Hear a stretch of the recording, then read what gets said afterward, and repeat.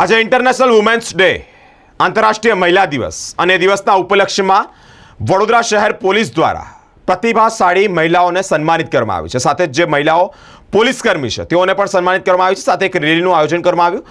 રેલીને flag of કરી અને પ્રસ્થાપિત કરવામાં આવી છે। 8મી માર્ચ એટલે કે આંતરરાષ્ટ્રીય મહિલા દિવસ ભારતભરમાં આ દિવસની ઉજવણી થતી હોય છે। વડોદરા શહેર પોલીસ દ્વારા પણ આંતરરાષ્ટ્રીય મહિલા દિવસની ઉજવણી કરવામાં આવી। શહેરના પોલીસ કમિશનર નરસિંહા કુમાર દ્વારા મહિલા પોલીસ કર્મીઓને તકલીફ ન પડે તે માટે પાણીગેટ પોલીસ સ્ટેશનમાં એક રેસ્ટ રૂમનું પણ ઉદ્ઘાટન કરવામાં આવ્યું છે। સાથે જ પોલીસકર્મી મહિલાઓને આ રૂમનો ઉપયોગ થાય। વડોદરા શહેરની પ્રતિભાશાળી મહિલાઓનું પણ સન્માન કરવામાં આવ્યું। મહિલા પોલીસકર્મીઓનું પણ સન્માન કરવામાં આવ્યું। આ પ્રસંગે મધ્યસ્થ જેલના વડા ઉષા રાડા, વડોદરા શહેરના ડીસીપી ઝોન 2ના અભય સોની, ડીસીપી ઝોન 3ના અભિષેક ગુપ્તા, સાથે જ ડીસીપી ક્રાઇમ યુવરાજસિંહ જાડેજા તેમજ ટ્રાફિક સહિત શિપીશ્રીઓ અને પોલીસના અધિકારીઓ ઉપસ્થિત રહ્યા છે। જનજાગૃતિ બાઇક રેલીનું આયોજન કરવામાં આવ્યું। કાર રેલી પણ યોજાઈ, ફ્લેગ ઓફ આવી અને આ રેલીને પ્રસ્તાવિત કરવામાં આવી છે।